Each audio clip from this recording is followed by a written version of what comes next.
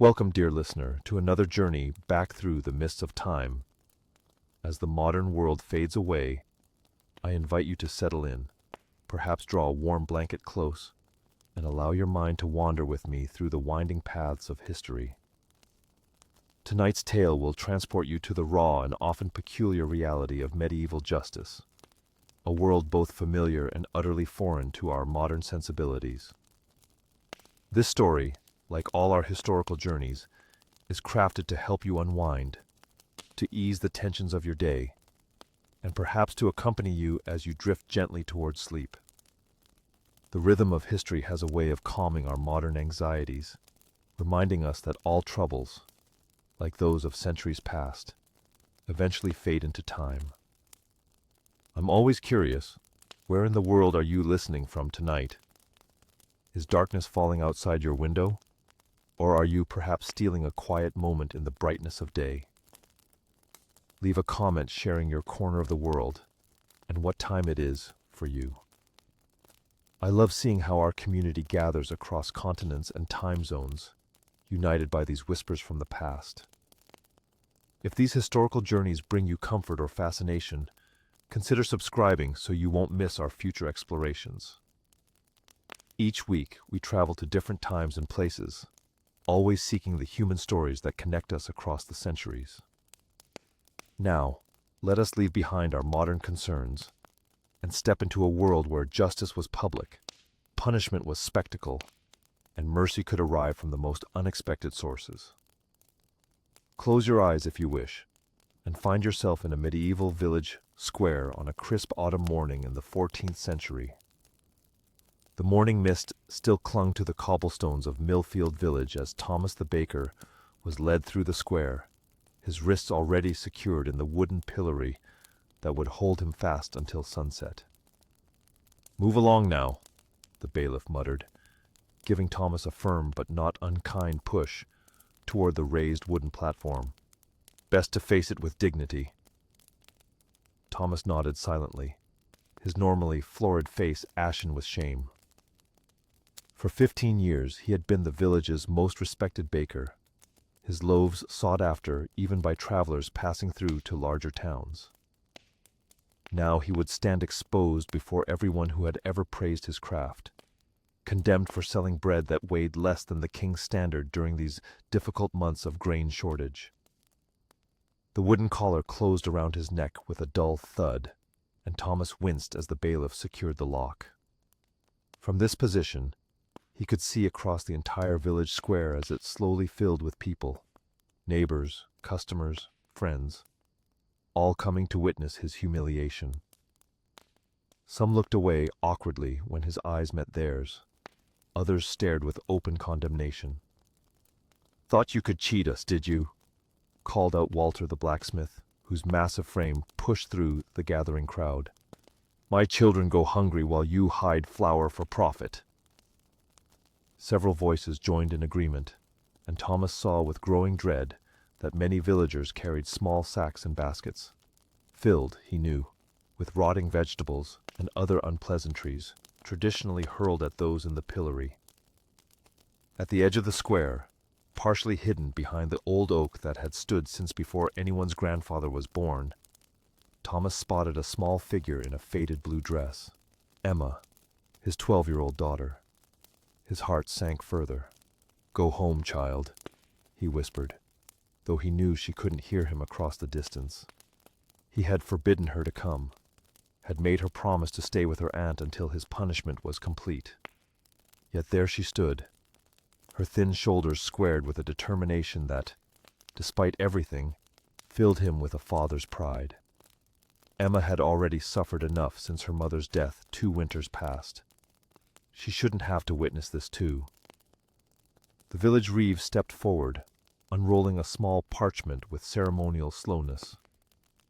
"Thomas Miller, baker of this village," he announced in the official tone he reserved for tax collections and proclamations, "has been found guilty of selling bread of false weight, taking advantage of honest folk during a time of scarcity.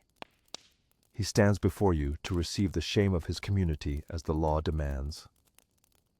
A murmur rippled through the crowd, and someone, Thomas couldn't see who, threw the first handful of rotting cabbage leaves.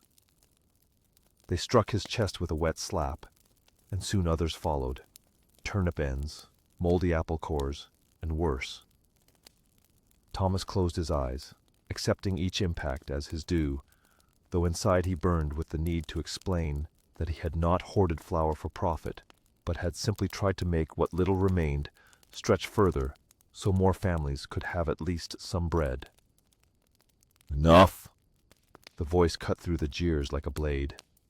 Thomas opened his eyes to see Brother Francis, the elderly friar from the small monastery beyond the village, pushing his way through the crowd.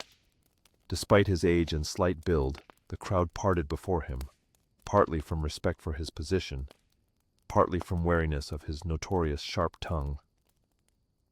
"Have you all lost your wits along with your compassion?" the friar demanded, standing now before the pillory. "Or perhaps you've forgotten the winter 3 years past, when Thomas here baked through the night for a fortnight straight to ensure no child went without bread after the floods destroyed half our stores." The crowd shifted uncomfortably, several faces now studying the ground with sudden interest. Brother Francis turned to face Thomas directly, his weathered face solemn but not unkind. "What you did was wrong, Baker. The law exists to protect all, especially in hard times," he said, loudly enough for all to hear. "But I wonder, would you share with your neighbors why you made your loaves light? The truth now, before God and community." Thomas swallowed hard, the wooden collar chafing against his throat. "The grain stores are lower than anyone knows," he admitted, his voice hoarse. I thought if I made each loaf a bit smaller, more families could have bread until the next harvest. I took no extra payment. I swear it on my Emma's life." A tear escaped despite his efforts, tracking through the dirt on his cheek. The friar nodded slowly, then turned back to address the crowd. "In times of hardship, we often face impossible choices," he said. "Thomas chose wrongly in how he acted, but perhaps rightly in his intention to help more families." He paused, looking deliberately at several of the village's more prosperous members. "And I wonder how many here have hidden away more than their share, thinking only of themselves. Before you throw another stone, examine the weight of your own actions." The silence that followed was profound, broken only by the distant call of crows from the fields beyond the village. What happened next would be recounted in Millfield for generations. One by one, villagers began approaching the pillory, not with garbage to throw, but with small offerings. A wedge of cheese here, a handful of dried apples there, a precious onion or two. They placed these items in a basket that the friar had somehow produced, building a collection that grew as the day progressed. "These are not for you alone, Baker," Brother Francis explained as the pile grew. "When your time in the pillory ends at sunset, you will help me distribute these goods to those most in need in our village. Your hands that measured flour wrongly will now measure mercy rightly." Emma had crept closer during this transformation, and now stood near enough that Thomas could see the tear tracks on her small face. "It will be well, daughter," he called to her, finding strength he hadn't known he possessed. "Your father has done wrong, but will make amends." She nodded solemnly, and for the first time that day, Thomas felt the weight on his heart lighten just a little. The pillory still held him fast. The autumn air grew chill as the day progressed, and his neck and shoulders ached fiercely. But something had changed in the village square. What had begun as a day of punishment and division had somehow become a lesson in community and shared responsibility. As the sun began its descent toward the western hills, casting long shadows across the square, Brother Francis returned to stand beside Thomas. "The law requires you stand until sunset, and so you shall," the friar said quietly. "But remember this day, not for its shame, but for its teaching. Justice without mercy is no justice at all, and mercy without justice is no true kindness. Both must walk hand in hand, just as we all must walk together through these difficult times. Thomas nodded as best he could within the wooden constraint, watching as Emma helped the friar organize the growing collection of food offerings. The pillory still held him fast, but somehow, in a way he couldn't quite explain, he felt more truly part of his community than he had in all his years of baking bread. The monastery of Saint Benedict rose from the misty valley like a stone sentinel, its walls containing a world governed by silence, prayer, and strict adherence to the rule. Within these walls, far from the public spectacles of village justice, the church maintained its own system of correction, one that punished the soul as much as the body. Brother Matthias had always been different from the other monks. While they found contentment in the rhythmic cycle of prayers and labor, his mind constantly hungered for more. At 23 years of age, with 5 years already spent in monastic life, he had developed a dangerous habit of collecting and reading texts that Abbot Richard had explicitly forbidden.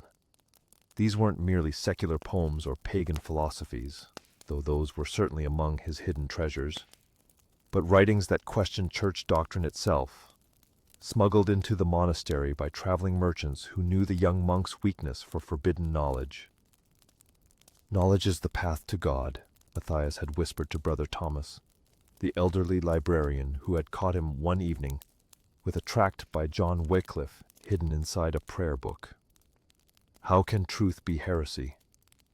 The old monk had shaken his head sadly, torn between affection for the bright young brother and his duty to the order.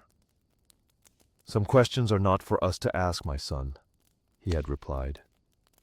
But he had not reported the transgression, not that first time. It was Brother Clement who discovered the full extent of Matthias's secret library, hidden beneath a loose stone in the chapel floor where he served as caretaker. "Abomination!" the stern monk had cried, holding aloft a treatise questioning transubstantiation, as though it were a venomous serpent. By nightfall, Matthias knelt trembling before the entire assembled community, his forbidden books piled before the abbot's seat like evidence at a trial. "You have invited the devil's whispers into our sanctuary," Abbot Richard pronounced, his voice echoing in the chapter house where all disciplinary matters were addressed. "The corruption of one mind threatens all souls under my care. Brother Matthias, you will undergo the purification of solitude until such time as your soul is cleansed of this poison." The young monk's face had drained of color as the sentence was pronounced, for all knew what the purification of solitude entailed. The isolation cell stood apart from the main buildings, a stone structure no larger than a grave built upright. When Brother Matthias was led there the following dawn, he saw it with new eyes. Not as the abstract threat it had always been, but as his home for an indefinite future. 2 senior monks escorted him across the frost-covered courtyard, neither meeting his gaze nor acknowledging his presence, beyond their duty to deliver him to his punishment. "May God have mercy on your soul," intoned Brother Clement as he unlocked the heavy wooden door. The interior revealed itself, a space so narrow that Matthias could barely extend his arms to either side, so short that he could not fully stand upright, and so confined that lying down required him to curl his body. A small opening near the ceiling admitted a thin shaft of light and air, but was positioned to prevent him from seeing anything of the world outside. The door closed behind him with a terrible finality, the sound of the bolt sliding into place marking the beginning of his penance. In that first hour, panic threatened to overwhelm him as the darkness pressed against his eyes and the silence roared in his ears. His only possessions were a thin blanket, a water jug, a small loaf of bread, and a prayer book. The approved kind, containing only the sanctioned words he was expected to recite 100 times daily.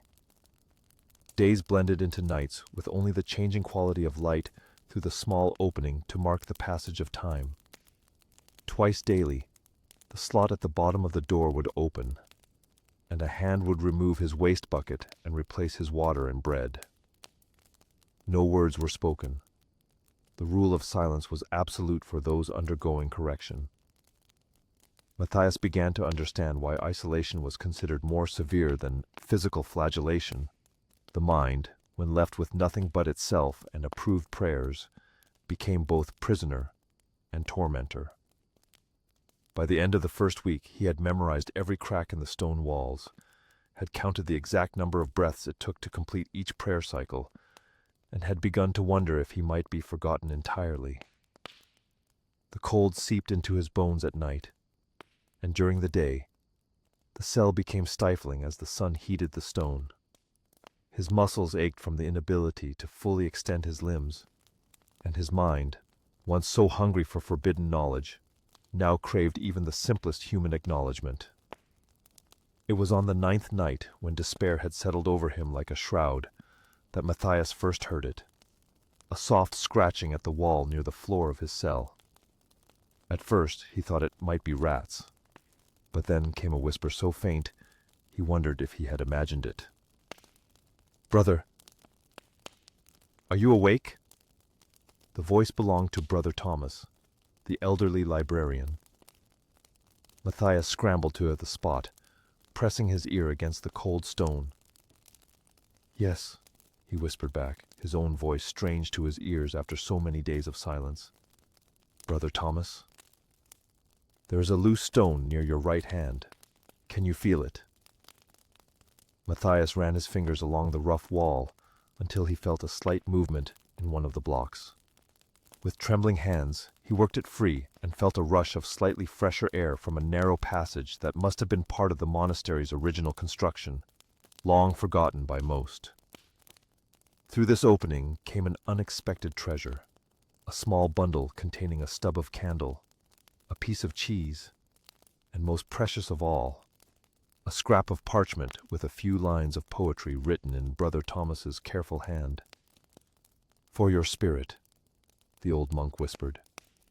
"The body's confinement need not imprison the mind." Tears sprang to Matthias's eyes as he clutched these simple treasures.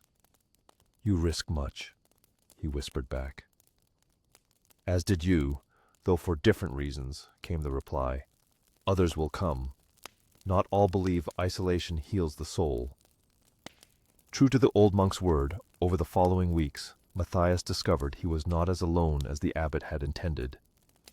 Brother Martin, who worked in the kitchens, occasionally substituted honey-sweetened bread for the plain loaf.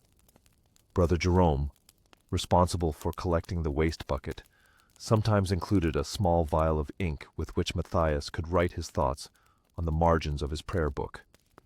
And young Brother Paul, barely 17, would whistle a particular melody when passing the cell, a simple reminder that Matthias had not been forgotten by his brothers. These small mercies sustained him through 40 days of confinement. When the door finally opened and Abbot Richard himself stood framed in blinding daylight, Matthias emerged, transformed, thinner, paler, but with a quiet dignity that surprised even those who had shown him kindness. The forbidden books had been burned, his transgression publicly repented, but something of his quest for understanding remained, tempered now by a deeper appreciation for the community he had nearly lost. "Have you found wisdom in your solitude, brother?" the abbot asked as Matthias knelt before him in the chapter house. "I have learned that true knowledge cannot be found in secret," Matthias replied, his voice hoarse from disuse, "but also that mercy flows through channels we do not always see, and that is perhaps the greatest wisdom of all." The abbot studied him for a long moment before nodding slowly. "Then perhaps your soul has indeed been cleansed." What he could not know was that Matthias carried with him not just the official lessons of his punishment, but also the profound understanding that, even within the strictest systems of correction, human compassion finds its way through the cracks in the stones, just as surely as the forbidden words had once found their way to his curious mind. The morning sun cast long shadows across the great hall of Thornfield Castle as Lady Eleanor of Westmoreland stood before the King's Justice, her posture rigid with defiance. Unlike the common folk who faced the pillory or the monks with their silent penances, nobility presented a unique challenge to medieval justice.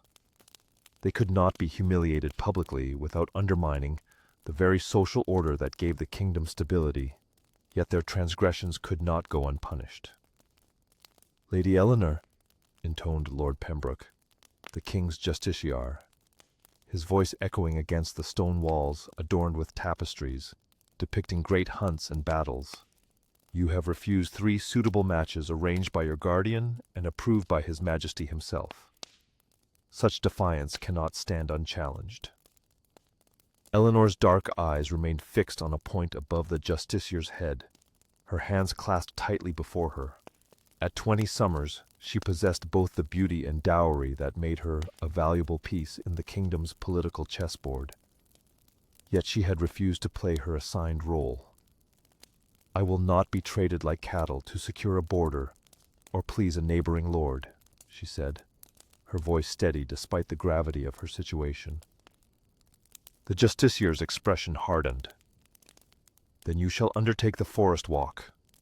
From sunrise tomorrow, you will walk barefoot through the king's forest for the length of 1 day, dressed only in your shift, with your hair unbound as befits a maiden rather than a lady of standing.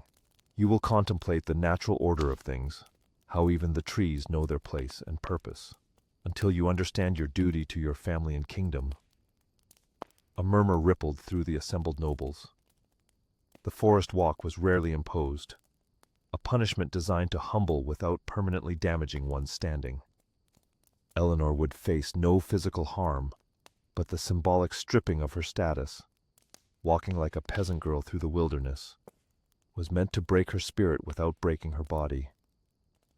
In another corner of the realm, Sir William de Lacy faced his own peculiar judgment. Once celebrated for his prowess in tournament and battle, he now stood before his peers, his gaze fixed on the rushes covering the great hall floor. During the recent border skirmish with the Welsh, he had turned his horse and fled when the fighting grew fierce, leaving his fellow knights vulnerable. "The code of chivalry demands courage above all virtues," declared the Earl Marshal, his voice heavy with disappointment. "You have broken faith with your brothers in arms." The assembled knights nodded grimly, for in their world, cowardice was worse than defeat. Death with honor was preferable to life with shame. Sir William's punishment was announced with ceremonial gravity. "For the span of 1 year and 1 day, you shall wear your armor backward when in public assembly. When riding, you shall face your horse's tail rather than its head. Your shield shall be carried upside down by your squire, and none shall address you as sir until your penance is complete." The knight's face flushed crimson beneath his beard. This punishment would not draw blood or break bones, but it would break something perhaps more precious to a nobleman, his pride. Each backward ride through village and town would announce his shame to all who witnessed it. Children would point and laugh. Fellow knights would turn away in embarrassment or disgust. These strange punishments reflected the medieval understanding that nobility were not merely privileged, but bore special responsibilities. Their honor was not a private matter, but a public trust. When Lady Eleanor began her forest walk the next morning, the dew soaking through her thin shift and the stones cutting her unprotected feet, she experienced for the first time the vulnerability that was daily life for common folk. The forest, usually a place of pleasure during carefully orchestrated hunts, became an alien landscape without servants or comforts. By midday, her feet were bleeding, her hair tangled with twigs and leaves. Yet something unexpected happened as the hours passed. The forest's indifference to her rank offered a strange freedom. Here the trees did not care about political alliances or land holdings. The birds did not sing differently for nobility. As she stopped by a stream to drink from cupped hands like any peasant might, Eleanor felt layers of artifice washing away. Sir William's humiliation was more public. The first time he rode backward through the market square, facing his horse's swishing tail while children ran alongside pointing and merchants turned away in second-hand embarrassment, he considered whether death might have been kinder. His squire, Thomas, walked beside him, carrying his inverted shield, the once proud falcon now appearing to plummet downward rather than soar. "How long must we endure this, Thomas?" he muttered through clenched teeth as another peal of laughter followed them down the street.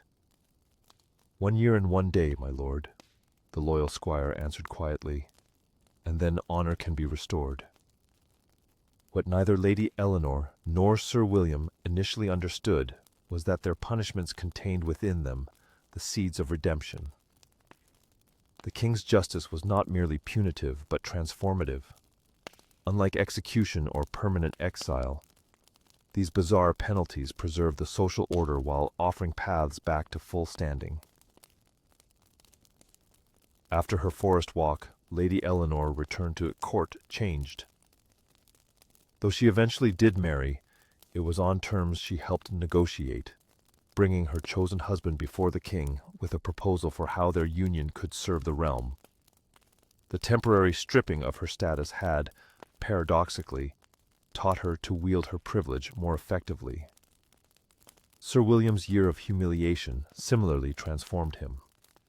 When Welsh raiders returned the following spring, he was among the first to ride out, properly astride his horse this time, and was noted for his steadfast courage even when wounded. The very public nature of his punishment had made his redemption equally public and complete. The king, watching these transformations from his throne, understood what modern minds might miss: that justice served multiple purposes in medieval society. It punished transgressions, yes, but it also maintained the delicate social fabric upon which order depended. Execution might remove a problem permanently, but it wasted valuable members of society who might yet serve useful purposes.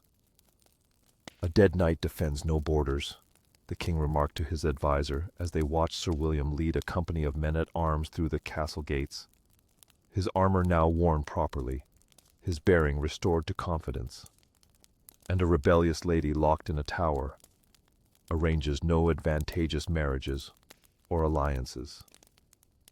These peculiar punishments, the forest walk, the backward riding, and many others like them, reflected a sophisticated understanding that shame could be more effective than pain, that temporary humiliation could lead to lasting correction, and that even the highest members of society must be visibly bound by rules and consequences.